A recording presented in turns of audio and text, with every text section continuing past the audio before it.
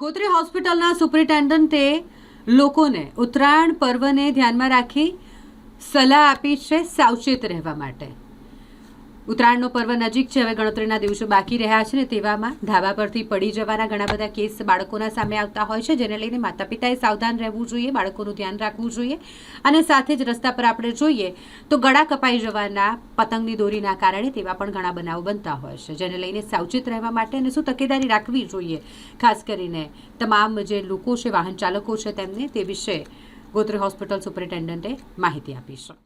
નમસ્કાર મિત્રો, ઉત્તરાયણનો એક આનંદનો તહેવાર છે, હર્ષો ઉલ્લાસનો તહેવાર છે, પણ ઘણીવાર આપણે ધ્યાન ના રાખીએ, બેદરકારી રાખીએ એ ઉત્તરાયણનો તહેવારની મજા જતી રહેતી હોય છે ને આપણે હોસ્પિટલના આટાફેરા ચાલુ થઈ જતા હોય છે.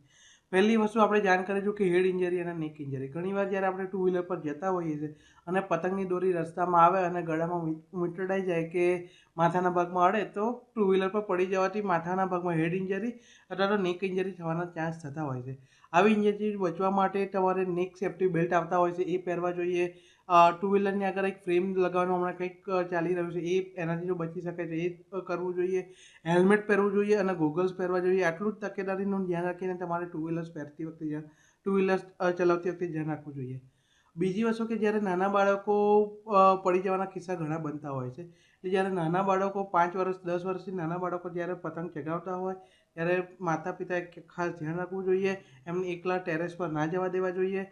નાની પાડી હોય, નાની ટેરેસની આગળ નાની પાડીની ટેરેસ પર બાળકો પતંગ ચગાવે તો ખાસ ધ્યાન રાખીને એમને પતંગ ચગાવવા દઈએ, એ ધ્યાન રાખવું જોઈએ. નાના બાળકો જ્યારે જે સિસોટી વગાડતા હોય છે ઘણીવાર એ સિસોટી ગળી જવાના કિસ્સા પણ બનતા હોય છે. તો ખાસ કરીને આવી સિસોટીઓ નાના બાળકોને આપવી ના જોઈએ, અને આપો તો ખાસ ધ્યાનપૂર્વક તમારા સુપરવિઝનમાં જ એને વગાડે એ ખાસ ધ્યાન રાખવું જોઈએ. તો આવી નાની નાની બાબતોનું ધ્યાન રાખીશું આપણે ઉત્તરાયણનો તહેવાર સારી રીતે ઉજવી શકીશું અને કોઈ તકલીફ વગર આપણે હર્ષોલ્લાસથી ઉત્તરાયણનો તહેવાર ઉજવી શકીશું. ડૉક્ટર શ્રવણ દવે, ઇમરજન્સી મેડિસિન વિભાગ, GMERS ગોત્રી. સૌ પહેલાં તો આ તહેવાર આપણે ઉત્તરાયણ મનાવીએ છીએ એ સૌને એની શુભેચ્છાઓ. પણ દર વર્ષે આપણે જોઈએ છે કે આવા તહેવાર વખતે જે દોરા વપરાય છે પતંગ ચગાવવા માટેના, એનાથી કાપ થતો હોય છે ગળામાં, સ્પેશિયલી ગળું કપાઈ જાય એ ટાઈપના ઘણા બધા ઇન્સિડન્ટ્સ થતા હોય છે. તમે આજે ટુ વ્હીલર પર જતા હો અને હેલ્મેટ ના પહેર્યું હોય, પોતાનું પ્રોટેક્શન ના રાખ્યું હોય, અથવા તો કોઈ એકદમથી ઉડતું માંજો તમારા ગળામાં ભરાઈ જાય તો એના લીધે જે ઇન્જરી થાય છે એ બહુ જ સિવિયર પ્રકારની હોય છે, અને જો ડીપ જતું રહે તો સીધું આપણા શ્વાસ નળીને અફેક્ટ કરે એવી ટાઈપની ઇન્જરી હોય છે. તો સૌ નાગરિકોને આ તહેવાર આવે છે પર હોશ સાથે હોશ હોય તો વધારે સારું પડશે. પોતાની જાતનું પ્રોટેક્શન એ તમારો અગત્યની પ્રાથમિકતા છે.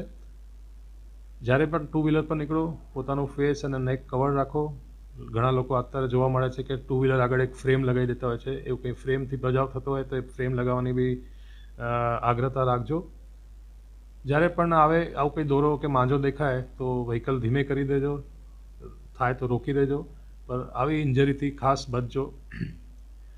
બીજી જગ્યાએ કાપ થોડું થાય તો પણ રૂંજ આવી જાય છે, પણ ગળાનું જો થાય તો જીવલેણ થઈ શકે છે. એટલે પોતાના સ્વાસ્થ્યનું અને જીવનનું ખાસ ધ્યાન રાખીને ટુ વ્હીલર ડ્રાઇવિંગવાળા ખાસ આ વસ્તુનું ધ્યાન રાખે. અગાસીએ ચડો, પતંગ ચગાવો, ત્યાં પણ ખૂબ જ ઉલ્લાસથી તમે આ પર્વ ઉજવો છો, પણ પોતાની સેફટીને પ્રાયોરિટી રાખો. આજે ધાબાના પેરાપેટને કિનારી ઉપર ઊભા રહીને ઘણી વખતે લોકો પતંગ ચગાવે કે પતંગ લૂંટવા જાય ત્યારે કંઈ અકસ્માત બનતા હોય છે અને અગાસીથી પડી જાય કે નાની મોટી ઈજા થતી હોય છે. તો ફરીથી કહું છું આપના માધ્યમથી કે safety is the first priority. પોતાની જાતને સાચવીને તમે આ પર્વનો ઉલ્લાસ અને આનંદ માણો. આવું કોઈ અણગમો બનાવ બની જાય તો તમારો બધો આનંદ ખોરવાઈ જશે, જેના જવાબદાર તમે પોતે હશો. તો પર્વના ઉલ્લાસ અને ઉજાસ સાથે પોતાની જાનની સેફટી પ્રાયોરિટી રાખીને તમે આ પર્વ ઉજવો. તમને સૌને ખૂબ ખૂબ શુભેચ્છાઓ. સર, હમણાં સવારે દુઃખદ ઘટના બની છે. નાનું બાળક ધાબા પરથી પતંગ ચગાવતા પડીને મોત થયું છે. તો મા બાપને શું કરશે? એટલે આપણે જોઈએ છે કે પર વખતે આપણા ઘણા બધા સગા સંબંધીઓ ઘરે આવે, આપણે મળતા હોઈએ છીએ, એક સોશિયલ ગેધરિંગ થતું હોય છે. એમાં પછી બીજી બધી ફોર્માલિટી પૂરી કરવામાં આપણે આપણા છોકરાઓનું, આપણા સ્વજનોનું ધ્યાન નથી રાખતા. લોકો અહીંથી ત્યાં ભાગી જાય છે અને જ્યારે નિષ્કાળજી થાય તો આવા બનાવ બનતા હોય છે. તો મા બાપને જોઈએ છે કે નાના છોકરાઓનું ખાસ ધ્યાન રાખે, એમને ફ્રી હેન્ડ ના આપે.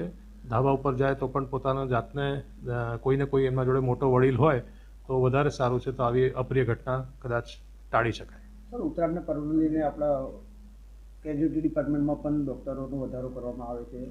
ગોત્રી હોસ્પિટલમાં હોસ્પિટલ ચાલુ રહેશે, એમરજન્સી વિભાગ કાર્યરત રહેશે. આપણા જે પણ વિભાગના ડૉક્ટરો અટેન્ડ કરતા હોય છે, જેમ કે ઓર્થોપેડિક, સર્જરી, ENT, મેડિસિન, તો આવા કોઈ ઘટના ઘટે અને કોઈ દર્દીને અહીંયા લાવવામાં આવશે તેની તરત જ સારવાર કરવામાં આવશે. Sufficient material, surgical material, dressing material અને બીજી બધી જે પણ વસ્તુઓની જરૂર પડે સારવાર માટે બધાની તૈયારી કરી દીધેલ છે. અને ગોત્રી હોસ્પિટલ આવા કોઈ કેલેમિટી કે આવા કોઈ બનાવ બને એના ટેકલ કરવા માટે સજ્જ છે. સર, ખાસ કરીને જો માણસો તો જીવ જોખમમાં હોય છે, પક્ષીઓ માટે પણ ઉત્તરાયણનો તહેવાર એક સબ્જેક્ટ છે, તો એમના વિશે શું કહેવું છે? સેફટી બધાની હોય છે, ખાલી માનવ પોતાની સેફટી ના રાખે. આપણે જોઈએ છે કે પક્ષીઓ છે, આ બીજા જનાવરો છે, એ લોકો નિગ્લેક્ટ થતા હોય છે. તો બધાનું ધ્યાન રાખીને પોતાનું મજા માણીએ, પર કોઈને નુકસાન ના થવા દઈએ, એ જ ઉદ્દેશ્ય હોય છે દરેક તહેવારનો. એમાં ઉત્તરાયણનો જે તહેવાર છે જેમાં આવી ઘટનાઓ ઘટવાના ચાન્સીસ વધારે છે, એમાં ખાસ કરીને બધા જો એકબીજાને કોઓપરેટ કરે, એકબીજાની સેફટીનું ધ્યાન રાખે તો આ તહેવારમાં વધારે આનંદ માણી શકાય.